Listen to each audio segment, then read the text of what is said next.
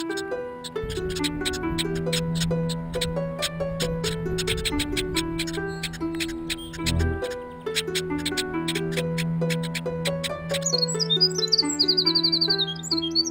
everyone, my name is Emily Herring and I'm the naturalist with Marshall County Conservation. I'd like to thank you for signing up for today's brown bag about woodworking for wildlife. We're going to talk a little bit about what kind of birds and animals that use nest box. We're going to also talk about the different types of nest box, materials, what you need to think about when you're building your nest box, as well as where to put your nest box once you build it. And then we'll finish up that if you signed up for a kit, you'll get step-by-step instructions from Jeremiah Mencken about how to put those boxes together. So, first and foremost, when we talk about cavity nesting species, we have quite a few animals that use it, but we think about birds a lot when we make our bird nest box. We do make nest box for bats as well, or boxes for bats, but we're going to just focus on birds. In North America, we have 85 different species that are cavity nesters, and some of those nest in nest boxes. So we're going to talk a little bit about those species. First and foremost, we have primary cavity nesters. Those are things like woodpeckers. They build the actual cavities. Of course, woodpeckers, they have a lot of adaptations that help them to be able to dig and put holes into trees the size and shape that they want. And those are considered primary cavity nesters because they make their nests. Then we have secondary cavity nesters. Those are things like screech owls. That includes tree swallows and purple martins and chickadees and wrens. So a lot of different species that are secondary cavity nesters use holes that are constructed by other animals or holes that naturally form in trees due to decay, or if a tree has died, or if there's a broken limb, which we call snags. Then animals live in those cavities that are naturally created, and those are secondary cavity nesters. So when we build wood duck and kestrel and all of our different houses, lots of times we're focusing on those secondary nesters, okay? Now, we do have to be careful because there are a couple of species here in Iowa that are non-native species that also cavity nest. And those include the European starling and the European house sparrow. Now these guys will nest in these boxes, and they will actually build their nests over other birds' nests, suffocate the chicks or smash the eggs. And so it's important that when we are taking care of our nest box that we are making sure that those species are not using the nest box, and if they are, then we take their nests out to help prevent them from encroaching or invading on those areas that would be for natural animals. So why do we make nest box? Well, one, to increase areas for population. If we've found that over the years, as we lose habitat, the cavity nesters have less places to nest. So if we provide nest boxes, then they are able to increase their population. So number one, it helps the population of the species that are using them. Number two, if you want to attract new species to your yard and are in a habitat that will allow for that, or surrounded by habitat, then this is a great way to attract new wildlife, and you are able to watch them up close, which is pretty cool to watch birds that are using the nest box. Now, when I said you have to know the kind of habitat that's around your home and what might be attracted, one of the things you have to do is a little bit of research. So before you go and buy a bunch of lumber to start your nest box project, one of the first things you want to think about is what's going on around you. Do you have a lot of prairie around you, grass areas, ditches, things like that? Do you live in the country? Do you live in town? Do you live around trees? Those kind of information will help you figure out what kind of birds are going to be attracted to your area. So for example, for this the kits that we sold with a part of this program, we gave you the option of a wren or a bluebird. Bluebirds definitely prefer kind of rural areas over urban areas. It's going to be a lot harder to get bluebirds into urban areas, so you probably would want to use a wren house in an urban area or a chickadee in an urban area instead. So do some research, find out what those animals or those birds like to have in their area, and then you'll know what kind of nest box would be good, and you'll be more likely to get those species into your yard to be able to observe them. Okay, The next thing you need to do is you need to make sure that you construct your boxes correctly. Now, there's lots of arguments out there on the size of holes, the size of the box. I did include with this email a PDF that lists some suggested sizes of the holes and boxes. So if you want to construct some nest box, you can figure out what kind of size and box you want to do. You can find tons of designs out there online. There's lots of books that talk about the different shapes of boxes as well. So again, you're going to have to do a little research to find out what's best for the animals that you want to attract. So making sure that the hole size is correct and the diameter of the hole size and the box itself is important. Next, you want to think about the material. Most of the time, we would encourage you to use wood. 3/4 of an inch board is a good thickness of board to use. You don't want to use treated wood because that can have chemicals in it that can harm the birds. So just regular wood, pine is fine, and that 3/4 inch or even a little thinner is fine as well. Ventilation. So it's important that there's air moving through those birdhouses, and it's really easy for ventilation. You just don't have to make sure that your boards aren't 100% screwed together tight, or maybe they're a little crooked. It's okay, because if there's little cracks in between, that's going to allow there to be a little bit of air movement in there in the nests, and then the animals will thrive on that, and that'll be good for them. Along with ventilation, we come with drainage. So you got to make sure that when you have your houses, that you have holes. This one doesn't have holes drilled into the bottom of it. Let's see if this one does. No holes. Does this one? Oh, yep, there's some holes in there to be able to allow drainage. You don't want water, obviously, to collect in there. So the kits you get will have holes already drilled into the bottom of them and ready to go. So size, material, ventilation, drainage, a way to clean them out. So it's important that you can open and close your birdhouses easily to be able to clean out the materials, because you'll need to clean them out every year in the late winter, early spring. So you normally clean out bird boxes in the late winter, early spring, so that way they're ready to go as the new birds come in and begin the nesting process. So you got to make sure that they're easy to open up and clean out. The kits that you received open up from the side so you can easily clean them out. We want to also make sure the colors of them are pretty natural and neutral. You can paint them bright colors. Some are bright colors when you buy them in the store. However, the good thing about painting them a neutral color and a light neutral color is, one, if they're dark, then they'll attract heat, which is not necessarily good.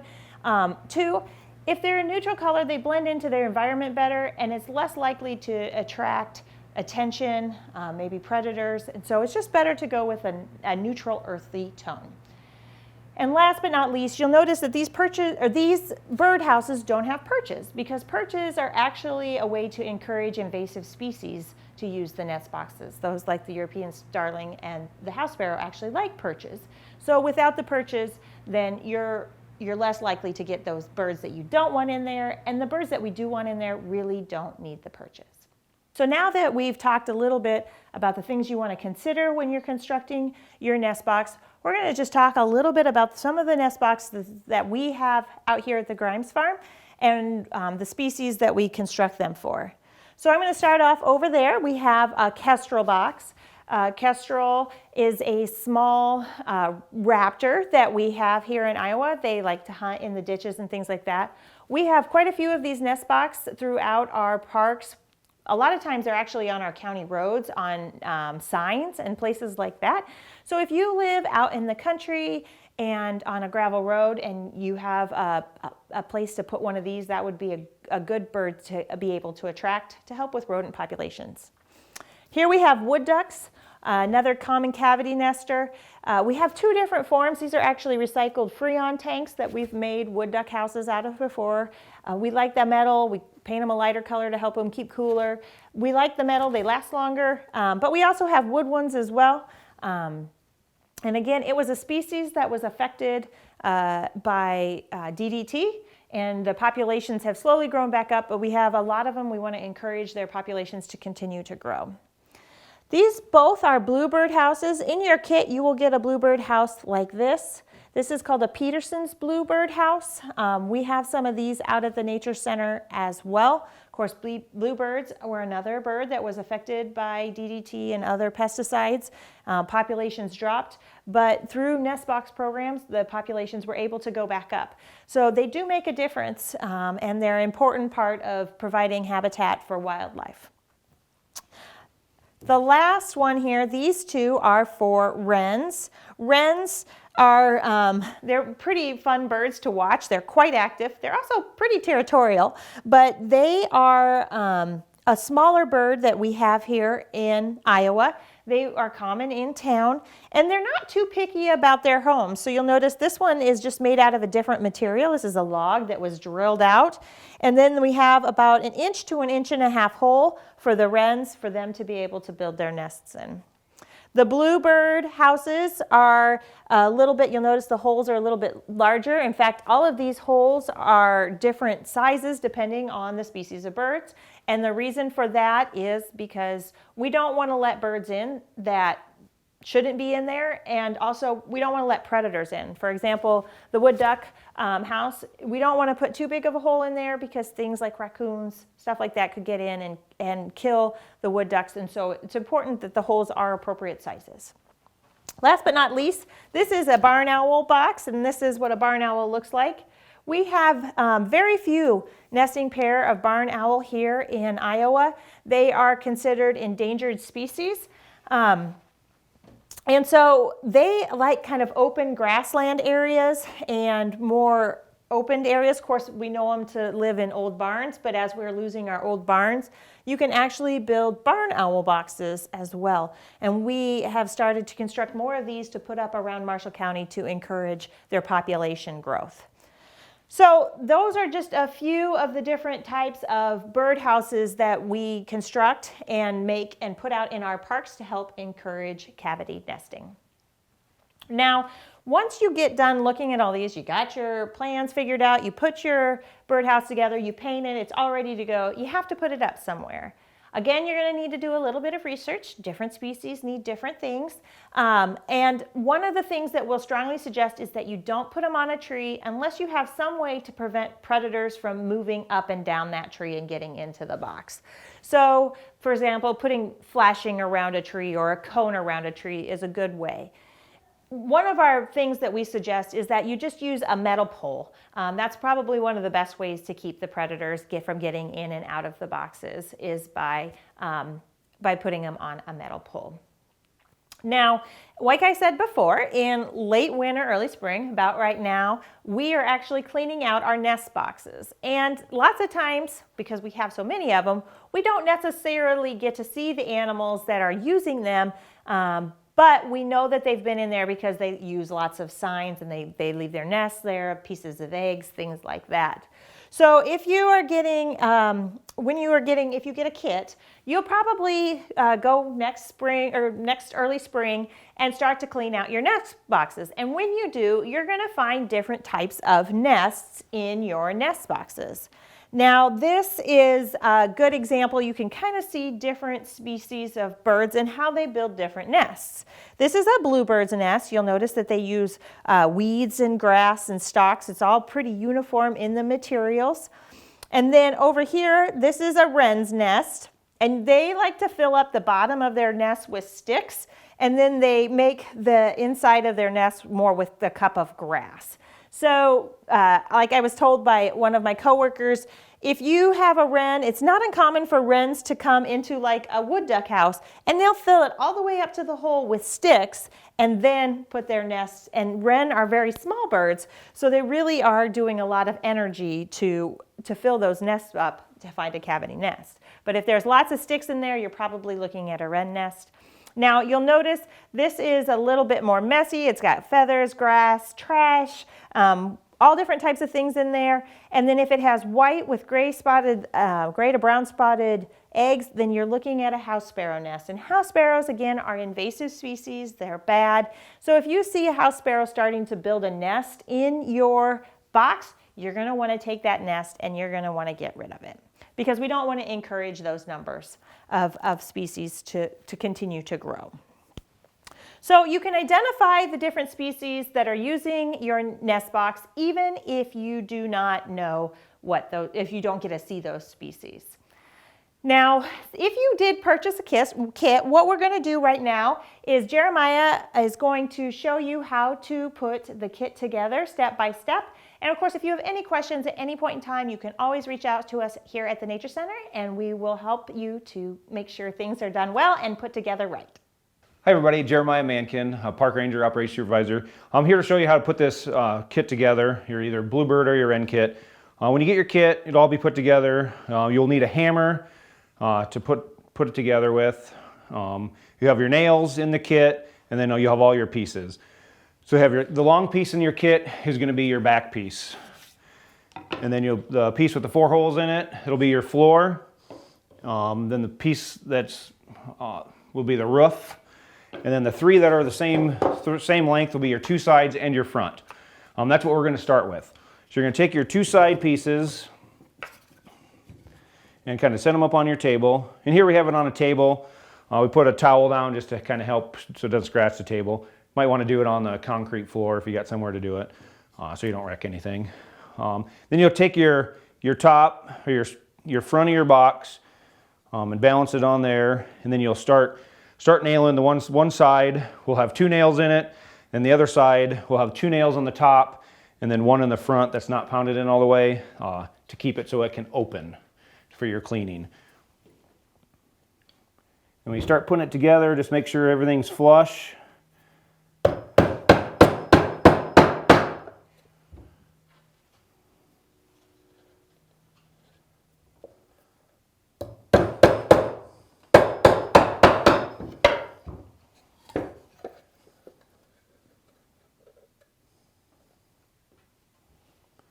Then on this side is going to be the side that's going to open. So we're just going to put the top nail in and pound it all the way in. Then the bottom nail, you're just going to set it in, leave it out a little bit so you can take a hammer next year when you go to clean it and pull that out. So when you get that part done, you can flip your box over. Remember which side's your movable side. And then you go ahead and get your back piece put on. And it's going to be about 2 inches from the bottom. There'll be an overhead lap there, so it'll be 2 inches.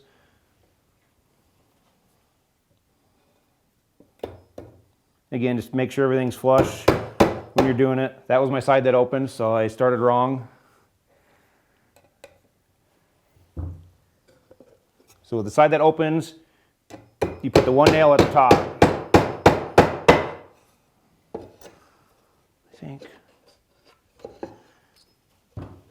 So I caught myself before I pounded that one in all the way.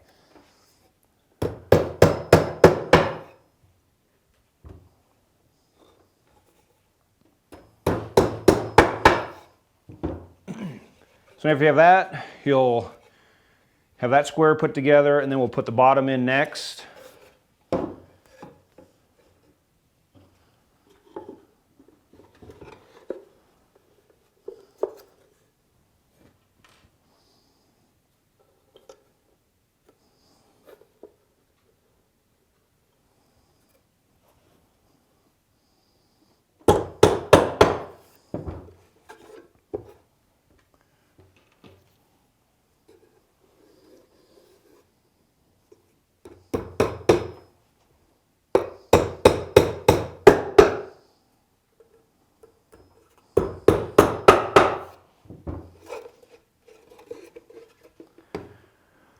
So when you go to put your top on, the drill holes will be already in place, and the ones where it's closest to the edge is going to be your back side.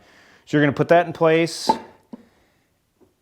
and then make sure it's put on, not upside down, so your holes on the side piece are on the opposite side of where it's supposed to hinge at. So like on this one, I'm going to nail down this side.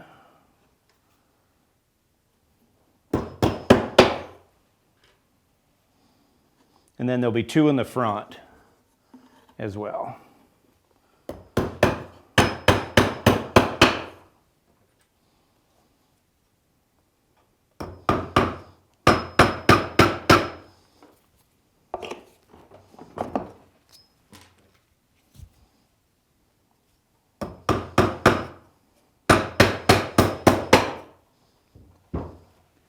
And then like that, your kit will be ready to paint.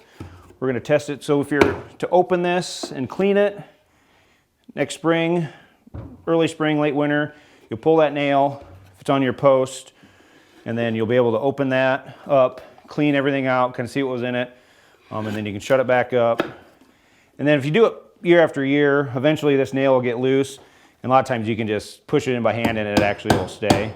But if it gets too loose, you might have to find a bigger nail just so it doesn't open up on its own. So then we have a kit ready to paint and place where you need it. So if you have any questions on this, feel free to reach out. We'll help you any way we can on that. So thanks.